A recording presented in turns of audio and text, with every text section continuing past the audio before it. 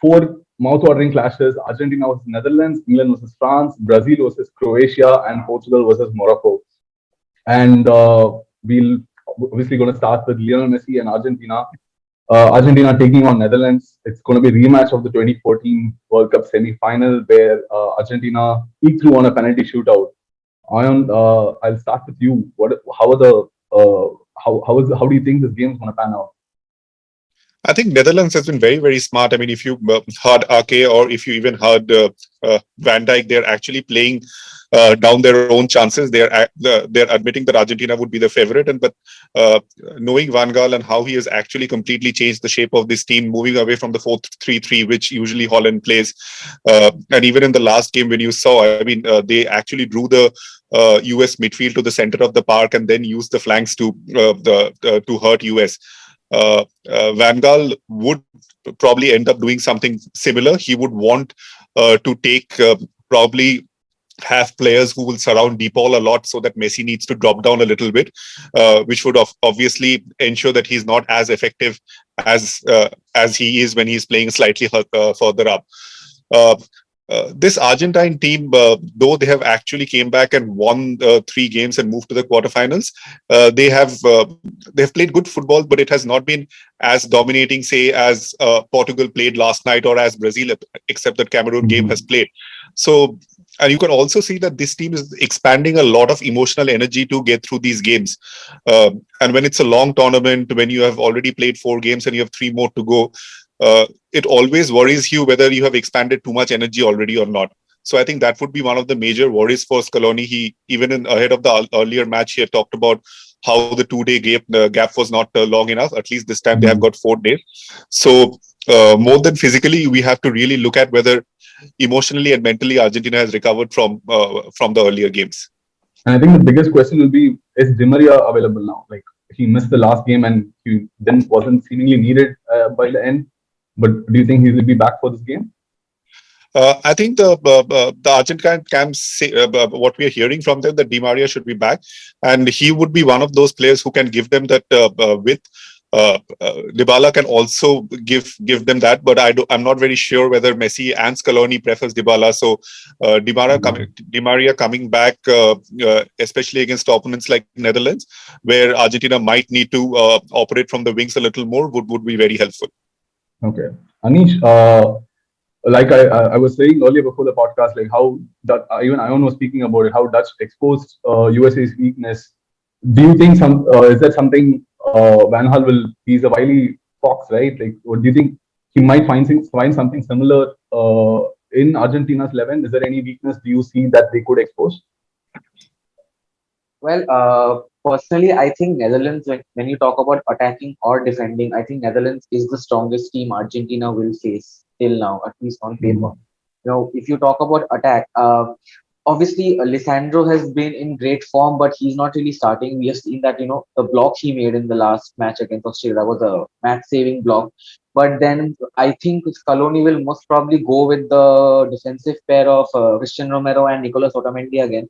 And Romero hasn't really been in the greatest of form. He was dropped after the Saudi game but he came back well for the Poland and Australia matches. But still, I think facing Depay and Gakpo, based on Romero's current form, it will be a challenge. And on the other hand, if you see the Argentina's attack, you just touched upon the Di Maria angle. I think it'll be very important to have Di Maria back because otherwise again Messi will have to take a lot of workload because we actually saw that even though Messi drops down deep and makes those line breaking passes, if he gets in the box, how dangerous he can be. All he needed was one touch against Australia and that finish game.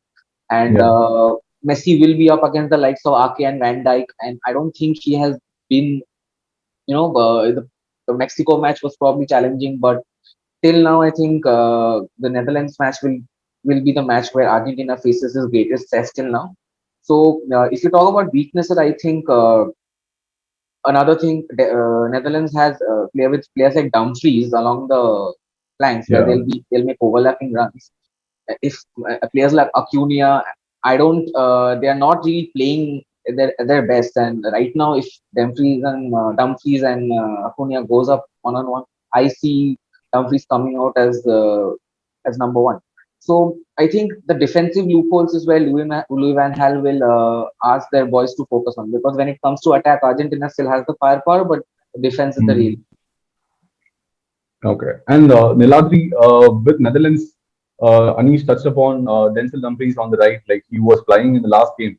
And another major player to look out for will be Frankie de Jong. Do you think are these the two outlets which Argentina will look to stifle in this game? Yeah, I mean, Netherlands has looked very dangerous along the flanks. If you see, even when Blind returned from United, and when he joined Ajax rose up to be one of the most formidable sides in the 2017-18 Champions League, if I'm not wrong. So Blind also provides a formidable, releases spaces along the left flank when Dumfries does it on the right. So the formation of a 3-5-2 for Van Gaal, which has been a conventional formation for Louis Van Gaal, will be something that the Dutch will look forward to. And if Otamendi has been, personally, I feel Otamendi will be a problem for Argentina, because if he's intimidated enough, there are chances for him to lose on discipline, and that is something that the Dutch will look to capitalize on. They have a very tall striker in the form of Cody Gakpo. That is something that the height of Lisandro Martinez or Otamendi will be a factor which will not be able to match as high as someone like a Cody Gakpo can raise. So on the aerial side, Netherlands will have the edge of Gakpo, and on the flanks, I would say Blind and Dumfries will pose challenges. And Ayon, can you talk about the mood in the Argentine camp, like back in Qatar, and even among the fans in Qatar? We have seen like hordes of people taking the streets, the souk wakif you're talking about. I've seen videos here where they have like stormed the place and like having a party through the night. How are they feeling like going into this match? I think when we talk about Argentine fans, we have to. I think the first thing that comes to your mind is that it's very, very devotional. It's almost they look at the team as a divine entity, and it comes from a very deep place within. And I think they are, and the fans, even when they're enjoying, I mean, the enjoyment is also what do you call it? It breaks out with such spontaneity, because the enjoyment comes is coming after 36 years of misery. So I think the whole country and even their fans outside Argentina, I mean, there are a lot of Malayalis here in Qatar who have actually come from India, as well as people who stay here are supporting Argentina. And I think all of them is probably praying to their gods and willing that this is the year when finally the team breaks this long wait of waiting for the trophy. Even the team, I think Scaloni and Messi has actually focused on looking at the team spirit. If you look at all other teams, they're actually staying on 5-star hotels and things like that. But the Argentine team is staying in the dorms of the Qatar University, which has got a very excellent sports facility. And one of the reasons of for the team to pick Qatar University is that they could have these open air barbecues, which is very, very popular in Argentina. And I think is it healthy though before going into World Cup matches to like have barbecue before they go? I think this happened match day -2, and that's has been a tradition for the longest time. I think it started from '86 when Maradona's father and Maradona used to cook barbecue for the entire team, and the tradition has been continuing. And I think now Messi's family and all the other players usually do it match day -2. And I think there has been a lot of focus on this whole camaraderie and team spirit to see them through. And Lavanya is asking whether will you be angling to get an invitation from Messi for the barbecue? I wish I do.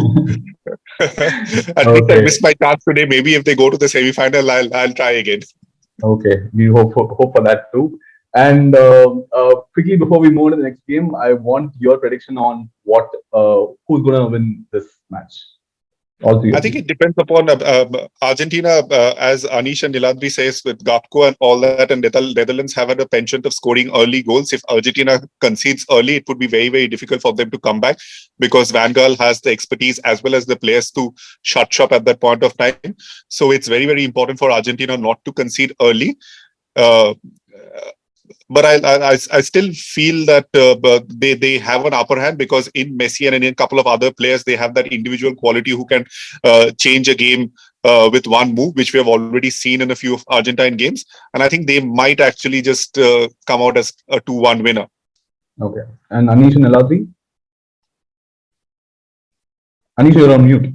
I'll go with a 2-1 for Argentina too. I think Netherlands will score, but given the kind of form that Messi is in, it becomes very difficult for Argentina to be stopped, provided there's no Higuain in the team. Okay. Yeah, I'm also going for a 2-1 win for Argentina. I'm also going to go for the Argentina win because I feel like the emotional uh, strength which they are carrying through this tournament is something which is unique, which I haven't seen with most football teams, and I think that might also be proved to be a factor for Argentina because it seems like they're channeling it, and that's something which is nice to see.